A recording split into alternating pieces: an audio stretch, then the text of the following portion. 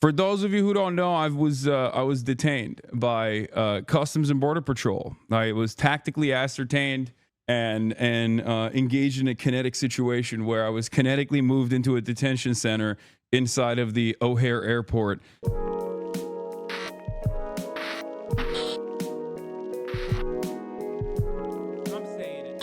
What's going on, everybody?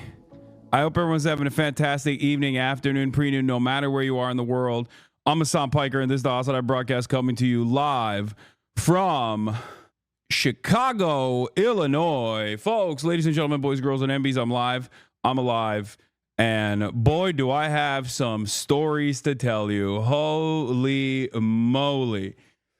All right, let me tell you, folks, this is a part of the broadcast where I tell you about my personal news. Shouts out to Chi City. Shouts out to Chirac. We got our shooters out here. Okay, that was T Grizzly. Shouts out to Detroit. I'm in the Windy City, and they're watching. Oh, the feds are watching. They're always watching. Feds are always like this. Okay, now we know for real. I have a lot of interesting stories to tell you, but the reality of the matter is we have so many news to cover as well, which is why I'm very early, as a matter of fact, because later today I'm going to be heading over to University of Chicago, the Mean Streets. Are you staying on O Block? Yeah, I am. Yeah, I needed to get to O Block to stay mobbed up, to be protected. Okay, no, I'm in downtown. What are you talking about? I'm in a goddamn nice hotel, as always. Man, where do I begin? God damn.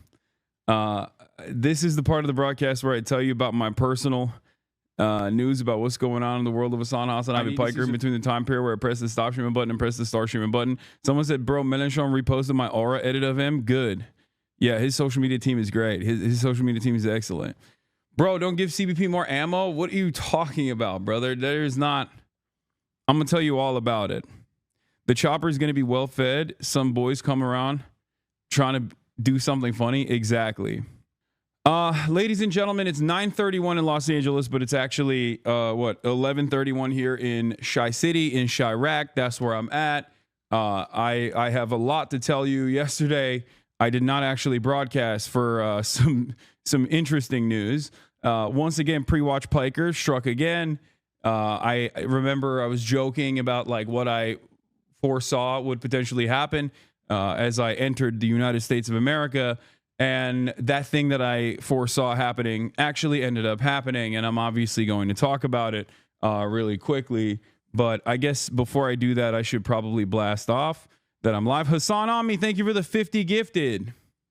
For those of you who don't know, I was detained by Customs and Border Patrol. I was tactically ascertained and engaged in a kinetic situation where I was kinetically moved into a detention center inside of the O'Hare Airport, which I will tell you all about in a second.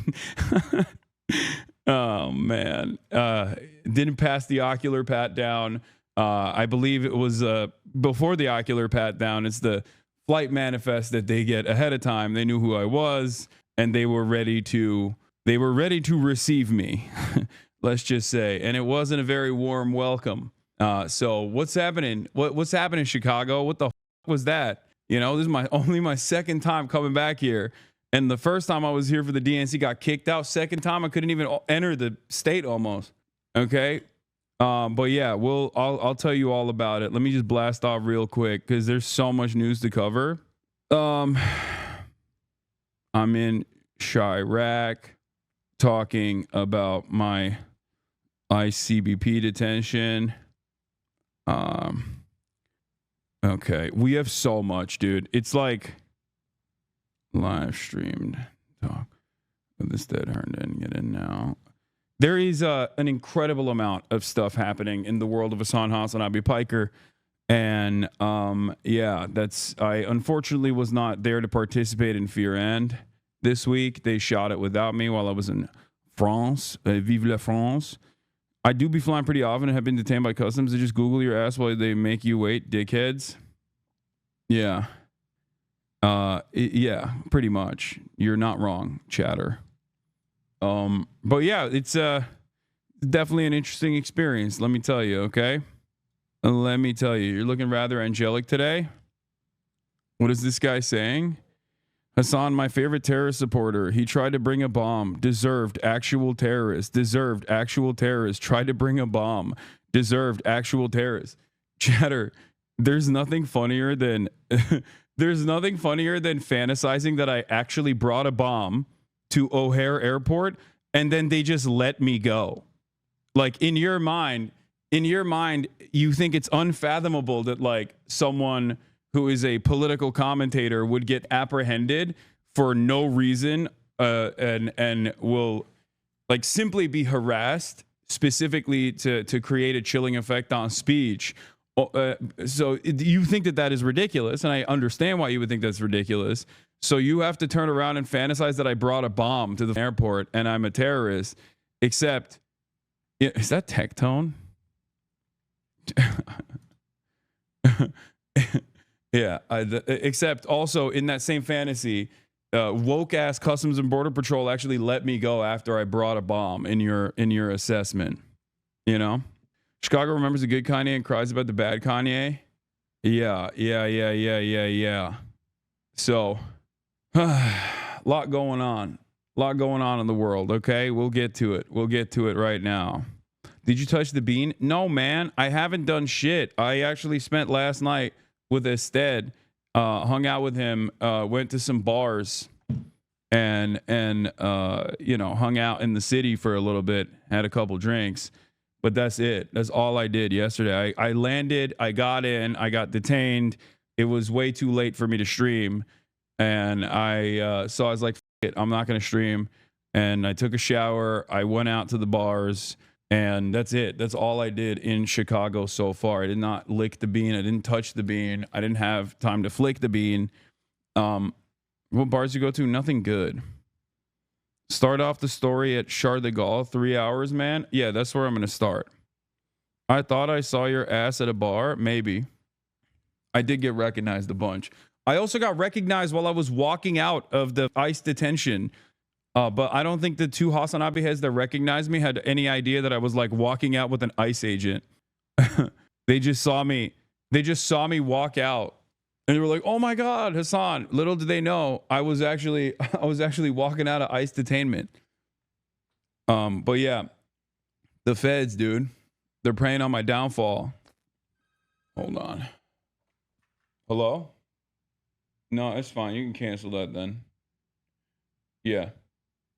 All right, bye. Yeah, that was the feds. Mushy mushy. No, business deals. No, they just don't have sugar-free Red Bull. Anyway, so, all right, where do I begin? Our story begins at Paris's premier international airport, Charles de Gaulle. Okay? Now, normally I'm an experienced traveler, as some of you may know. I'm somewhat of an experienced traveler, and usually as an experienced traveler, I like to get to the Charles de Gaulle airport early because I know, no disrespect to France, I love the country, but Charles de Gaulle airport is one of the worst in Europe. It's a major hub, but unfortunately, due to, I think, like a lack of interest from the managers of any of these companies, where they just refuse to hire additional people. And I feel like in France, you just have to always hire more people because everyone is doing work very slowly. Okay? It's just the pace that you have to adjust to, and therefore you have to hire more people. There's always like work stoppages and stuff like that. And these guys, the unions are relatively powerful, but the corporate overlords will literally punish travelers instead of meeting the actual demands of labor unions there. So I've been in a situation where I've been like stuck in France and stuff. Like I had to do crazy maneuvering to get out. So I knew that. And because I knew that, I was like, I'll go 3 hours early. It's something that I never do. Usually I'm actually very slow. But this time I was like, I'll go 3 hours early and everything will be fine. I was already worried that I was going to have issues coming into the country. I had joked about it already. So I was like, at least on the one side, like leaving the country of France will not be that big of a problem. And boy, was I wrong. Okay. Boy, was I wrong. So I hit the triple Monty. I had like a generational run. There was massive traffic going in. When you actually drive into the airport, the person that's dropping you off has to get a gate ticket at the gate. The ticket actually didn't work. Like, so we were stuck in traffic with like other cars behind us. Like, my driver had to get out and be like, and wave people away from the gate so that we could actually get to a gate that worked, all this stuff, right? And I'm like, oh, brother, here we go. Walk in. I'm flying business, so like I have sky priority. So I'm thinking like, oh, at least I'll be able to get my luggage in on time. Barely made it to the check-in. Okay. There was already issues with the check-in. Once I got through the check-in, I got hit at every single step. There's an automatic passport processor where you just kind of step into this room and then boop, doors open, you walk in, right? I wait in line. There's only one. None of the machines are working. Finally, I get to the machine that is working, and the machine stops working. It just won't take my passport. It won't take my passport. I was like, oh, here we go. So I had to go to an actual officer to allow me to, to let me through so I could get in. Then I got stuck behind classic old lady, okay? Old lady with a lot of bags, with a lot of fluids. So then like she's taking her fluids out and like doing all this stuff at the security gate. I'm stuck behind this person. I already took out all my electronics and stuff. But of course, lo and behold, boom, I get stopped at security after this old lady as well. The old lady with the bags of fluids, classic. She obviously was stopped. Okay. She had to get GSR swabbed, all this shit. And then of course I also got stopped, had to get GSR swabbed, all of this shit because I have electronics on me. And, I stopped there. Generational 3-hour run at Charles de Gaulle. And then afterwards I get into the flight and I'm like, all right, finally. The flight was actually fantastic. I slept the entire time. I slept like a goddamn baby, slept the entire time, didn't even eat on the flight, which is crazy. There's never been a moment where it was like an 8-hour to 9-hour flight and I didn't even eat. I slept the entire time on the flight. Finally get into the United States of America. And at which point I'm like, all right, let's do it. I got global entry. This is going to be my first ever global entry entrance. Hopefully this will go smoothly. Okay. Oops. Hold on. My room service is here. My cold brew is here. 1 second. Where was I? So it's the worst cold brew of my life. Okay. It is what it is. So global entry, first time ever. Okay. First time ever getting into global entry. I got it after my brother yelled at me over and over again, telling me you gotta get global entry, whatever. Right. I get to the global entry line and they're processing everybody expeditiously. You walk up, boom. You walk up, immediately they take your photo of your face and you walk in and there's a customs person there, cop there, just basically waves you. Okay. And they do that over and over again. Gets to me, take a photo, boom, walk in. Instantly, the Customs and Border Patrol agent goes, step aside, sir. I was like, here we go. All right. She goes, step aside, sir. An agent will come in and take you to another location. I was like, is that proper protocol? It's like, sometimes it happens. And I was like, okay. And I knew at that point, I was like, okay, I'm texting like family. I'm like, this is happening. I'm texting my manager. I was basically I got Lolo on. I was like, listen, I'm going in. All right. I'm freaking going in. It's who knows how long this will take? Who knows what will happen? And I had already heard like horror stories from people. There was like that one girl on TikTok that had talked about this. And I thought to myself, all right, it's done. It's happening to me as well. It is what it is. M is real high. I'm about to say M is real high multiple times to get these guys off my back. So I'm waiting in the corner. This Latina ICE agent comes up, picks me up, takes me to this detention center. I sit down, fluorescent light bulbs, the whole nine. Okay. They have benches in the back of O'Hare Airport where there's like a detention area. Okay. There's a detention area. I'm sitting there. There's like a bunch of terrified families. Okay. There's an old lady in a wheelchair. There's like a mom and daughter behind me. There's some like random dude in front of me. And the way it works is there's a back door, right? And they take your passport. They go to the back door. You don't know what the hell's going on in there. But they sometimes come out and they just say someone's name with their passport in their hands. And they go, you're clear to leave. So they basically, when they bring you to the detention area, they, I guess, do some kind of surveillance on your background to figure out if you are, if you're going to get harassed even further or if this level of harassment is fine. Okay. And I asked and I looked around at all the passports that people had to see if there were other American citizens. And lo and behold, at least in the area that I was at, I was the only American citizen. There was another guy that actually had an American passport as well. But like, because I asked the terrified family behind me, I was like, hey guys, if you don't mind me asking, like, do you guys have an American passport? And they were like, no. So it turns out it's just they're terrifying the shit out of mostly non-American citizens. Okay.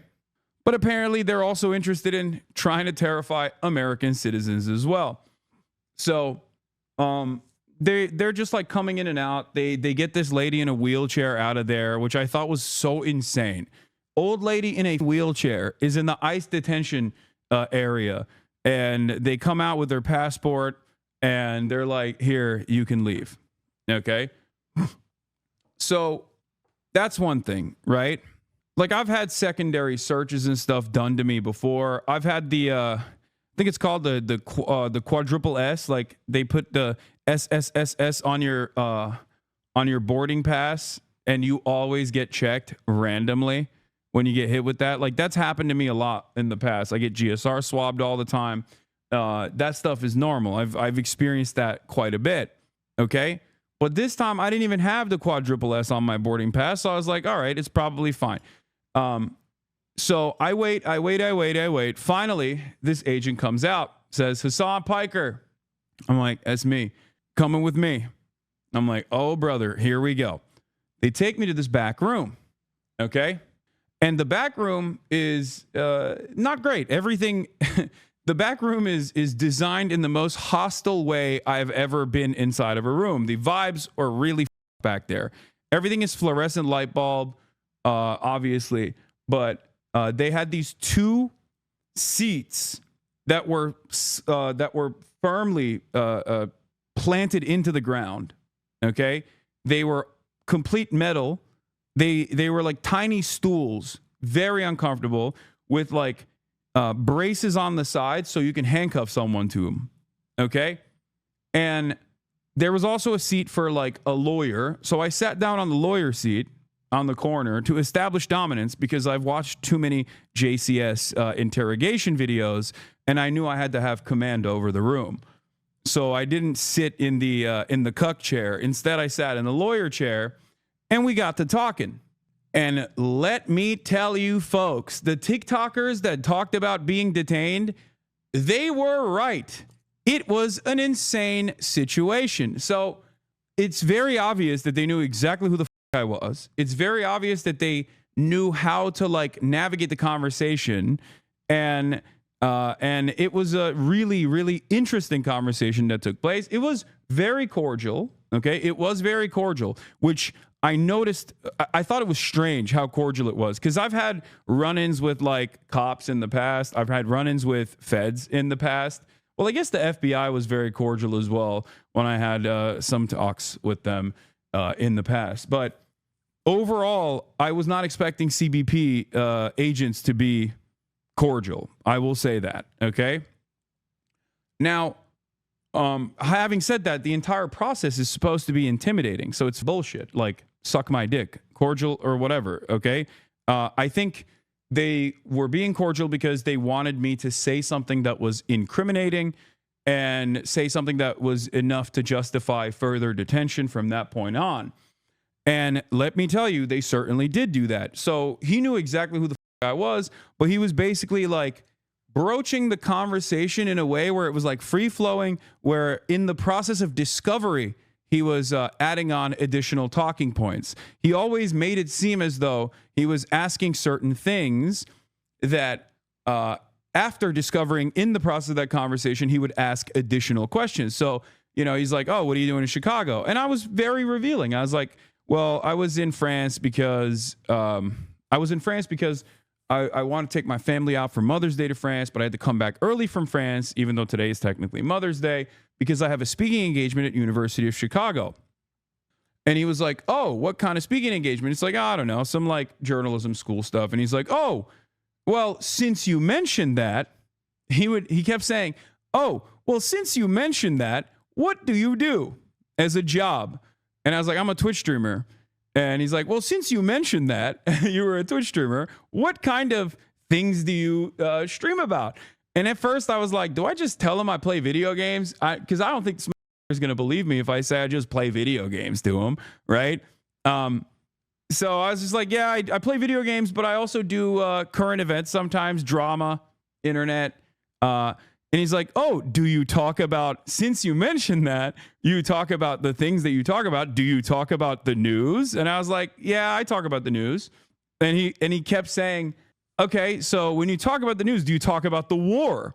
And I was like, what do you mean by that? He's like, do you talk about Trump? And that was the first time where I was like, what the is this question? Like, I literally straight up told him, I was like, why are you asking me this? Like, I was like, what does this have to do with anything? And it was interesting because they, like, the dude asked so many insane questions, none of which is illegal, by the way. I just need you to understand, nothing I have done thus far is illegal, as in nothing I've done online is illegal as of now, if that makes sense. Now, laws may change in the future and they might actually start prosecuting speech, which I do fear is the goal of this administration. But so far, everything I've done is fully protected under the First Amendment. Okay?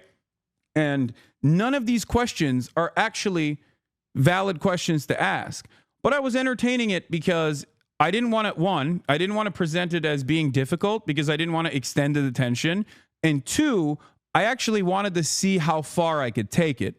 Maybe it was up of me to do that. Maybe it was not appropriate for me to do that, to play fast and loose with a person that has complete control over my life in that very moment. But I wanted to see like what they were trying to get away, like what they were trying to take from this conversation. And so, you know, instead of just pleading the fifth as I'm supposed to do in situations like this, I just kept giving him answers. And there were definitely areas where I was very revealing about my position, knowing full well that they know exactly what they're looking for. I saw no reason to hold back on certain things. So I said, I don't like Trump. I was like, what are you going to do? It's protected by the First Amendment. I don't like Trump. Yes. Right? Like, I was like, I'm not fond of him. I don't like him. He said he was going to end the wars. He hasn't ended the wars. What the is up with that? You know? And the guy actually was very sympathetic. The agent was very sympathetic. And I don't know if it was like a JCS style interrogation technique to come across as sympathetic to like invoke some kind of positive feelings out of me in an effort to like get me to reveal something maybe that'll trip me up, or because he just genuinely was sympathetic and he had the vibes of someone who was like, I don't know why I'm doing this, right? But he was like, listen, I'm Iraqi, so I know. And let me tell you, I do think that him being Iraqi played a big role in this, because if he wasn't, there was a lot of Redditor-ass white boys that are at Customs and Border Patrol at O'Hare Airport. I saw them walk by. There was a dude who looked like he was like 25 max, but he was balding. And I knew immediately, if that was my agent, I'm screwed. I'm going to CCOT. This dude is going to literally fucking cook me. So I got a little lucky. All right. I will admit. So basically, I think the reason why they sent the Iraqi CBP agent is because they bracket you into different categories. For me, they wanted to conduct an investigation about my involvement with Hamas and my involvement with the Houthis and they suspected my involvement with Hezbollah. Straight up. That's literally what this conversation was about. And it's not even a joke. Like they straight up tried to get something out of me that I think they could use to basically detain me permanently, which is insane, because there is no direct connection or direct involvement. So I'll say this much. So we're talking. I'm telling him like, oh, I'm Chicago. I'm going to be speaking there for the journalism school.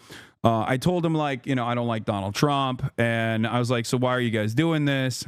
And he's like, oh, it's just like routine. It's a routine process. I was like, it doesn't feel too routine.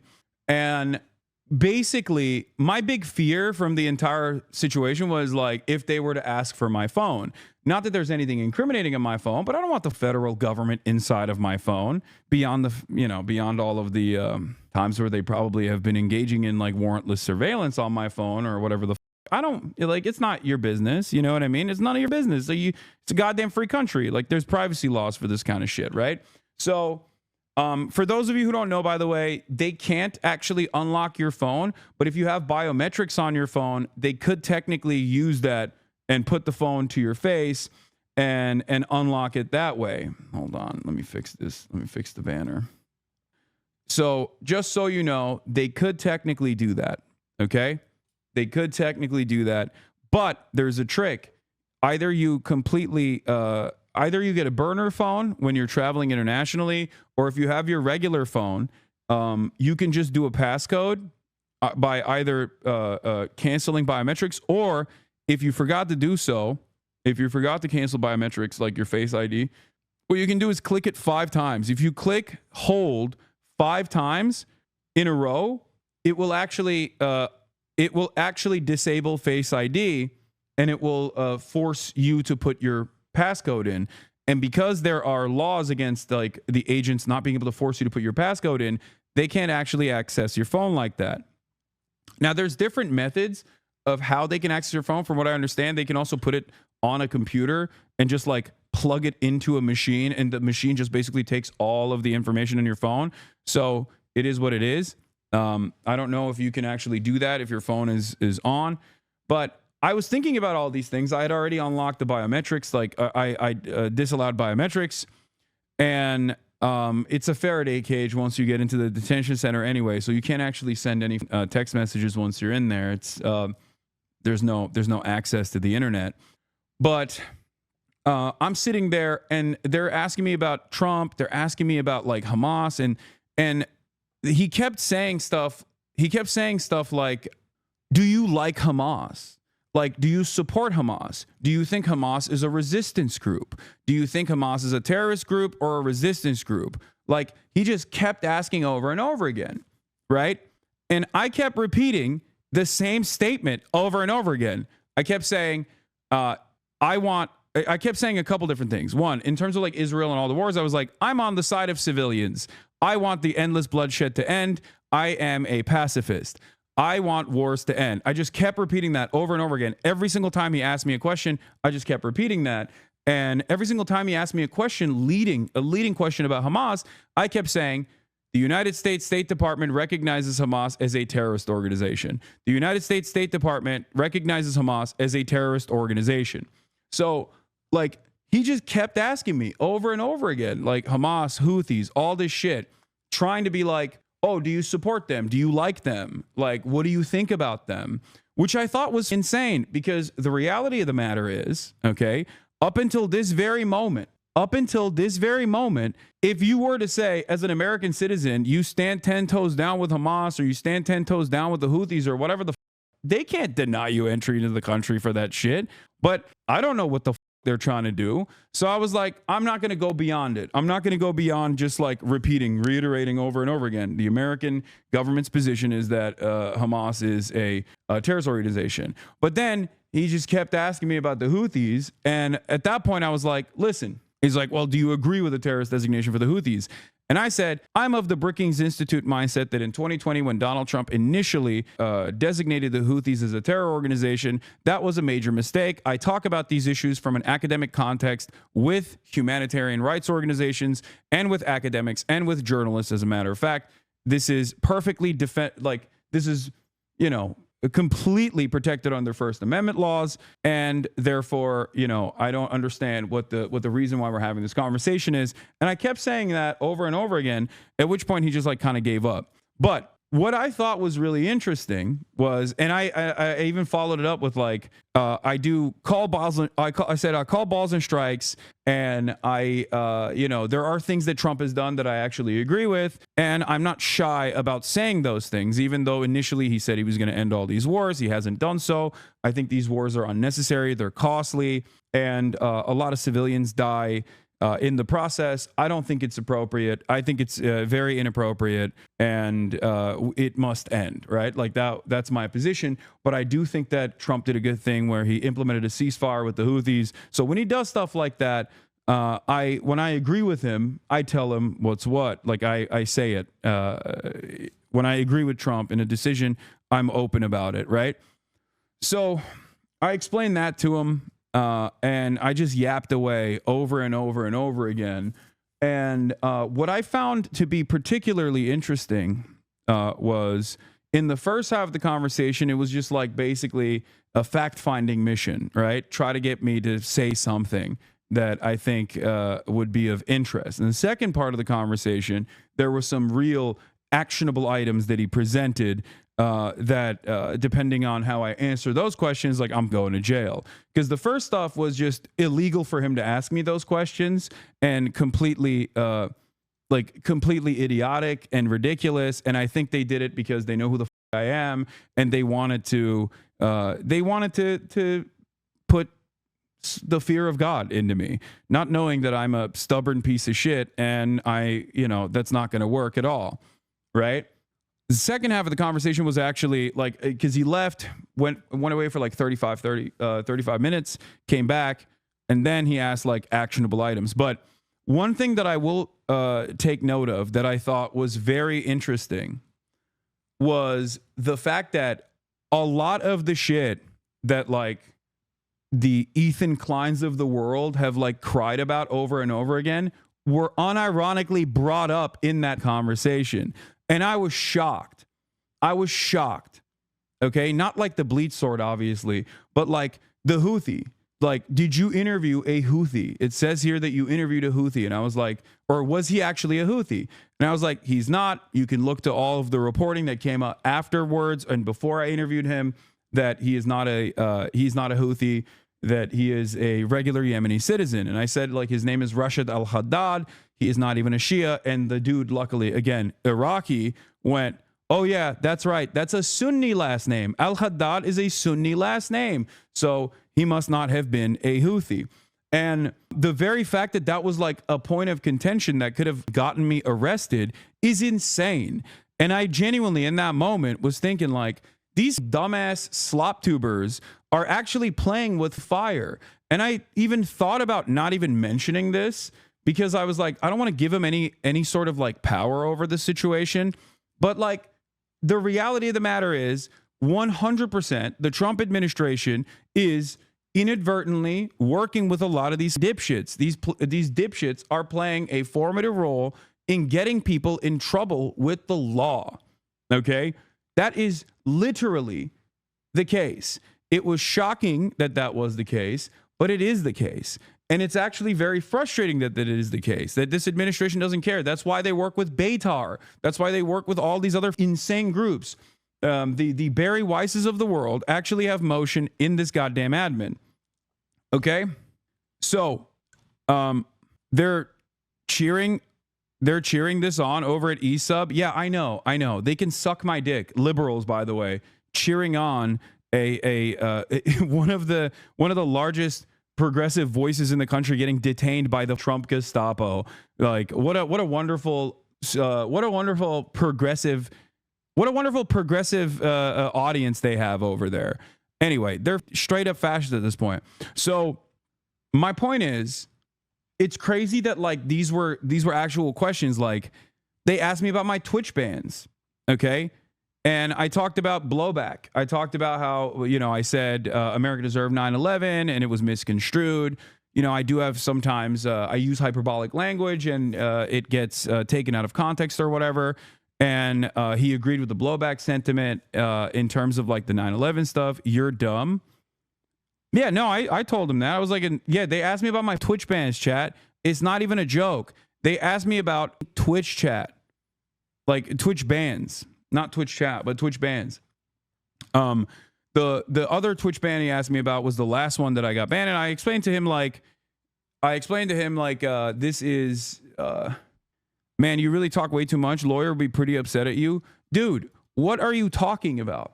I know that under normal circumstances, I'm supposed to say, I want a lawyer. I don't want to talk to you. But nothing I'm doing is illegal. And I also wanted to see what would happen. Do you understand? I wanted to see what would happen. I wanted to actually see this experience, which is why instead of immediately lawyering up, I was like, no, I'm going to entertain this. I'm going to see what they actually are trying to get out of this. And I'm glad I did this because the reality of the matter is, one, I'm profoundly privileged. Okay. Remember, I'm a public person.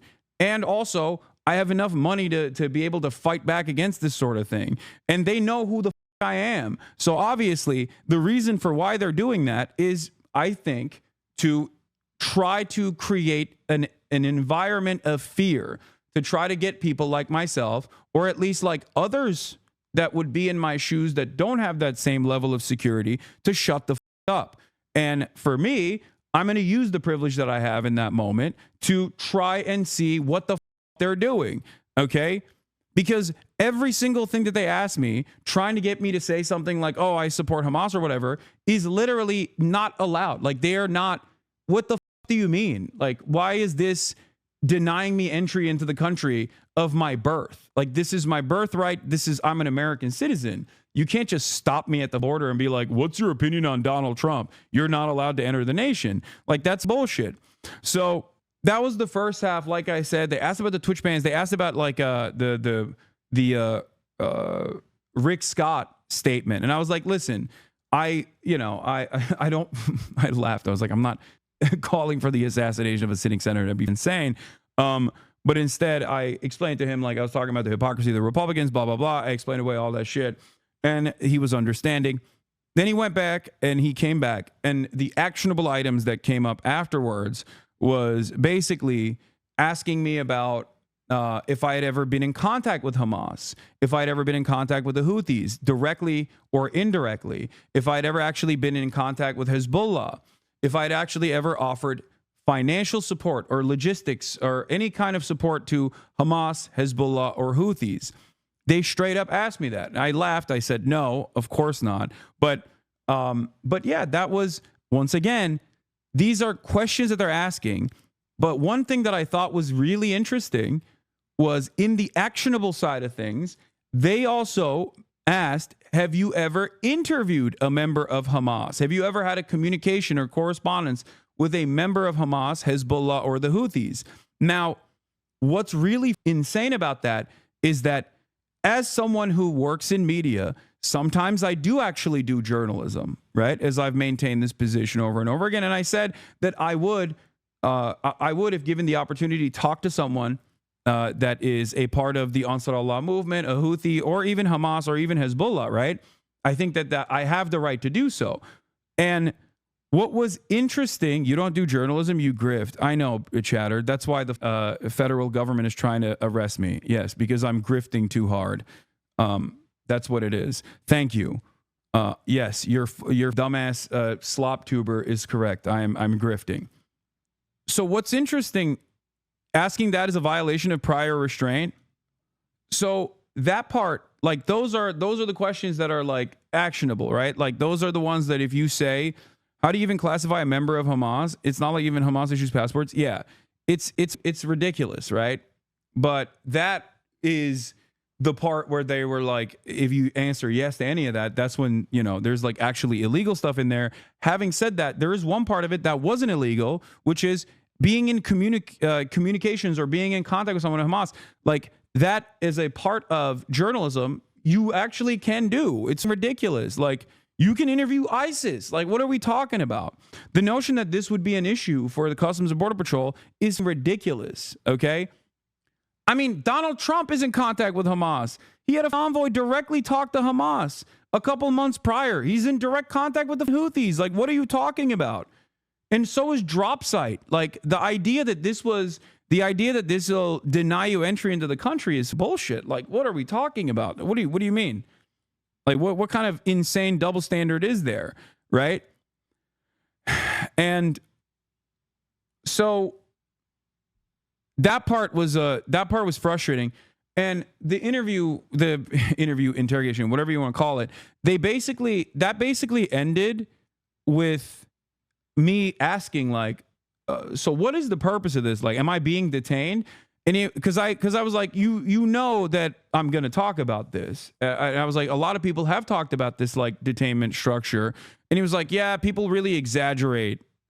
The people really exaggerate how these things go. And I was like, well, it is not a great situation to be in, you know? Like, what do you mean?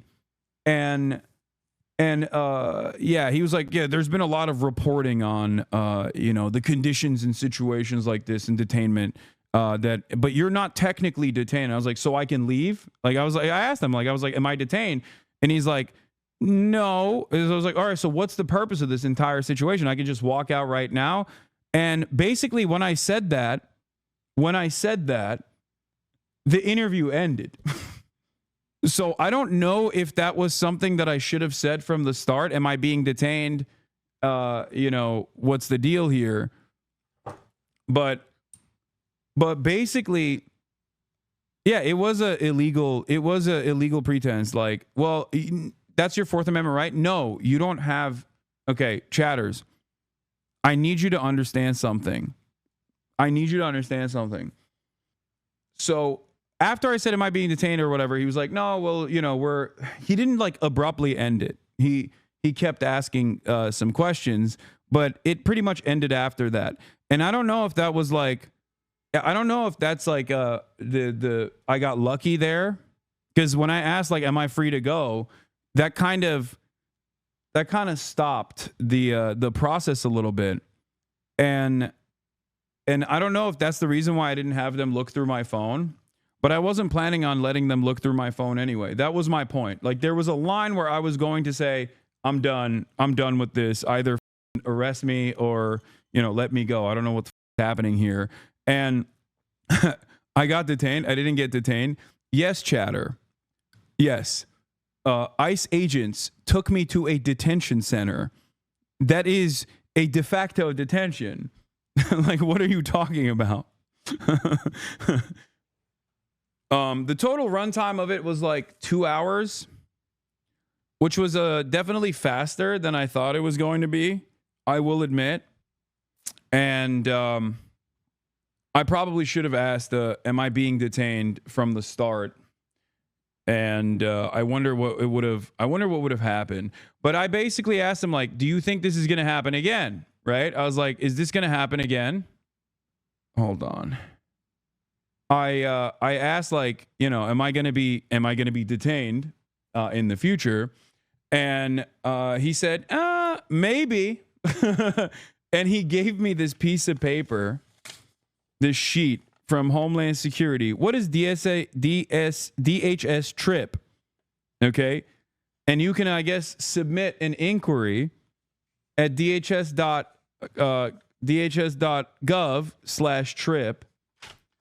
and ask why I was stopped. You will be prompted to describe your particular concerns and experience, provide contact information to which a response will be directed, and be assigned a case number to help you monitor the progress of your inquiry, which I will do. Okay, I will do this. And he basically said, you know, you can figure out what not to do so that this doesn't happen again. And I suspect the what not to do is just don't be a political commentator that speaks about American foreign policy, which is not something I'm planning on stopping. Now, why did I tell you guys about this experience? Okay. Why did I tell you about this entire experience? Like, because in my mind, I thought maybe I shouldn't reveal this stuff because I think like the goal here is to put fear into people's hearts, to have a chilling effect on speech, that like the government is unafraid of intimidating you in illegal ways. Okay. The government is now officially willing and able to intimidate you for speech, for your speech. That is a direct violation of the First Amendment. I'm no First Amendment auditor. I'm no big city libertarian. I'm no Mr.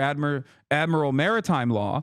But the reality of the matter is that as of this administration, they are totally willing and able to actually come after you for your speech. And even with like ridiculous shit. Like they're willing and able to go along with like stuff that gets written in the free press, or willing and able to go along with shit that even Redditors bring up. Okay, that's how stupid and silly this situation has gotten. Now, of course, does this stop me from saying whatever the fuck I want to say? Of course not. Don't be ridiculous. But the reason why I wanted to talk about it was to give you more insight into what the government is doing, and to speak out against this sort of stuff, because I do have a position of privilege here, and I want to make sure that like if they can do this to me, like they probably are willing and able to do this to others as well. But you should know your rights, that you should not be fearful, and you should not worry, especially if you're an American citizen, that these guys are going to come after you and like arrest you or some shit. Okay? Was your interview recorded? I don't know. But it is pretty wild, I will say. As someone who's been held up in airports many times over, it was actually shocking. It was actually shocking that these guys totally grabbed me, knowing exactly who I am, knowing that I will most likely talk about this, with the hopes that I think that they would at least stoke some fear and threaten people like myself, and then also threaten others as a byproduct of this. I mean, it backfired in my situation, but I hope this doesn't discourage others from speaking out as well. It's bullshit. They don't have the right to do this, okay? They do not have a right to do this. If you don't already know, your ops are doing mass email campaigns to the feds to try and get this exact same thing to happen. Yeah, I know.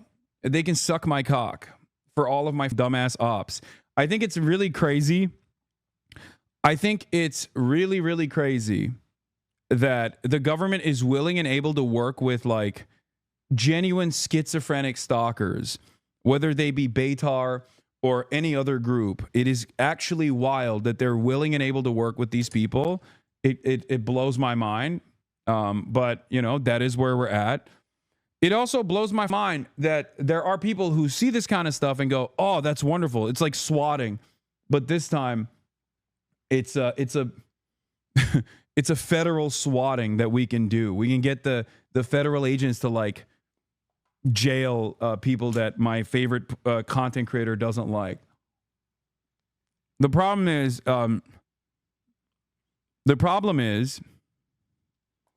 airports are not constitutional free zones. That's a lie that ICE pushes to make you comply with them. That's not entirely correct, Lesbian Bolivar. There is precedent after years and years there's years and years of precedent in post 9/11 war on terror world where they have actually created a structure where they can get away with violating your Fourth Amendment rights in airports. Like it's in a legal gray area. But yeah, here was Lolo. Overrules take DHS flagging and detaining one of U.S.'s largest left-wing voices for their political opinions, while the Trump admin suggests they might suspend habeas corpus, does not portend well for the future. Yeah. That's where we're at.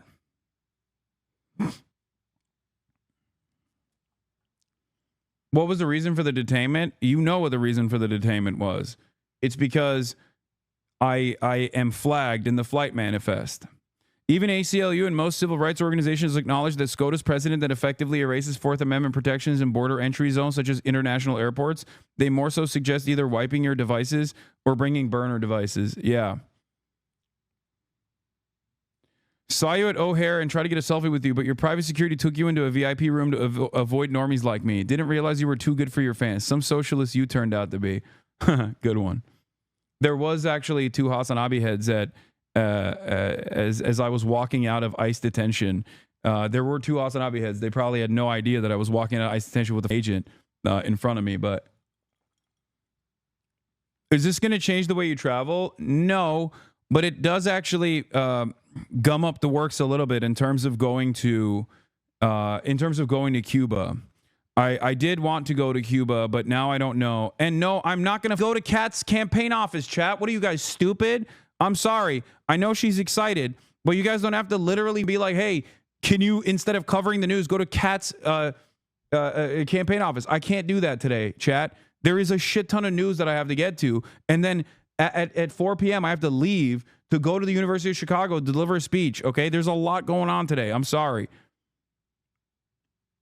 But, I forgot. There was other questions that they asked, like, have you traveled to the Middle East? Have you been to any of the Gulf states? All this shit. And, you know, it is what it is. I'm not discouraged. I'm not intimidated. I don't give a shit. I'm going to keep doing what I'm doing. I just wanted to give you guys, I know Kat wants us to hang out. I can't do that today.